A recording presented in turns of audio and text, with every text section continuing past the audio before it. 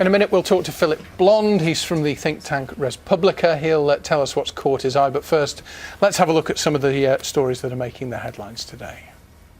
First of all, we've got the Observer for you this morning, and a couple of stories on here, but one is around now Clinton is telling Britain you should stay in the EU. Hillary Clinton is throwing her weight behind the campaign. Interesting one, this, because of course Barack Obama's had an opinion on it, now Hillary Clinton, and then we've got Boris Johnson, who is obviously in the Leave campaign, saying they should keep their nose out, essentially. So that's one of the stories in the Observer for you this morning.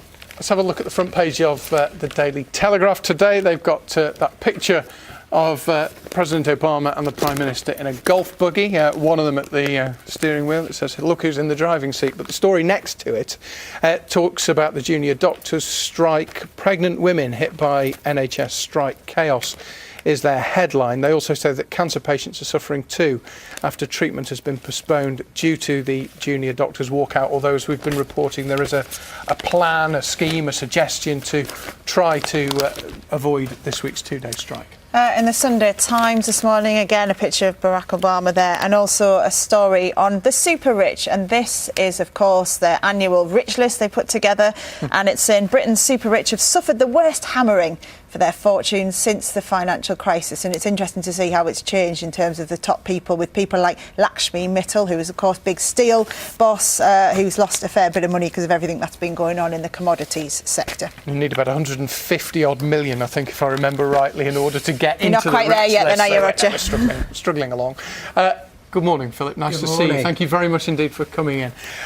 Let's have a look at some of the stories you've picked out. You're talking about British troops in Libya, which is inside the Telegraph as well. What are they saying about that? Well, it's a fascinating story, really. We've got the whole of kind of Europe's southern border is teetering on the edge of instability. You've got fundamentalist Islamic insurgencies taking place across the piece, really. And Libya, which is very close to Italy, has just had a new government installed that it hopes desperately to be able to stabilise. And it's fundamental for the security of Europe that we stabilise Libya. And it looks like the British are going to send 1,000 troops over there to help train local forces.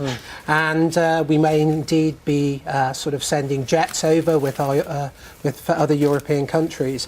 What we don't want is a repeat in Libya of what happened in Syria, where we didn't intervene.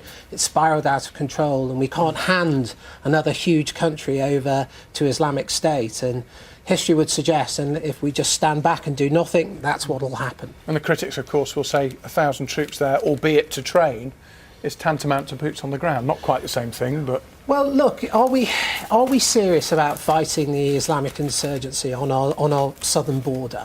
If we are, they can only be fought by troops on the ground.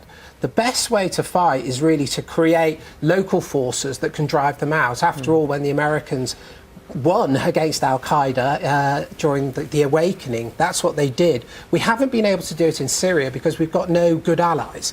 What we do have in Libya is the possibility of allies that the European and Western forces can back. So there's a chance.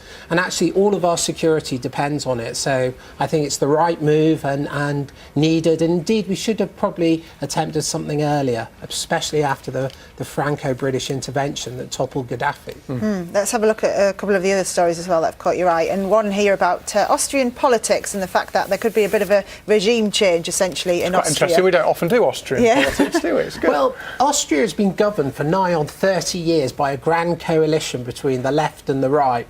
And if even Austria is toppling and looks like falling prey to kind of the new insurgent tide, then things really are changing. So what we see across Europe is a whole range of voters who feel that their concerns aren't really being followed and pursued by the elite that's in power. So we could either have a gun-toting far right-winger governing Austria as president, it's a ceremonial role, but it's kind of really indicative, or a Green. So what you're seeing really is Europe becoming more and more unstable as a result of the migrant crisis.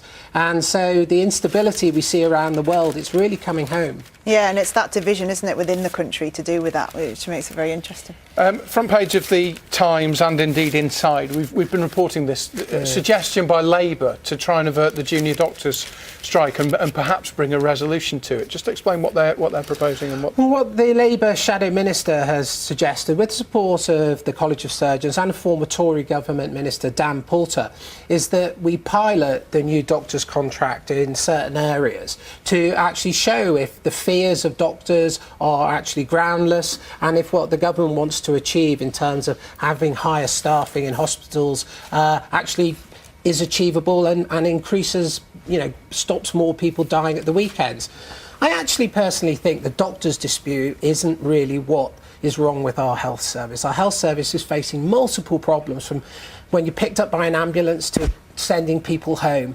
We're in a systemic crisis. 70% of all NHS bed days are people with chronic disease, diabetes, obesity, depression, and our service isn't designed to solve them. So really, I think the government needs to sidestep this issue, because this issue is really complex. I've been studying it for months, and actually I think the government's got a good case, but I think the doctors are really upset about things other than the contract, and this has become the vehicle through which their unhappiness with their loss of status, the sense of crisis, has been expressed. So if the government can sidestep it, I think piloting it is actually a good idea. Not about it, yeah. And we can Sensible, stop the conflict and actually look at the questions we're not asking about our NHS. Our NHS is no longer fit for purpose. I think, we need a visionary intervention that actually, people have called for a royal commission, for example, to look at the type of health service we need. We're not spending enough. The European average is about 12% of GDP. The NHS is about 9%. But there's other things that are wrong. How we treat people, the diseases we treat. We've got a 19th century system, and we need a 21st century Kind of thing we could sit here and discuss all morning, couldn't Yes, we? Happy to do so. And we will, of course, be covering that this week on the programme as well. will. Thank you Thanks, very Lauren. much. Thanks for coming in.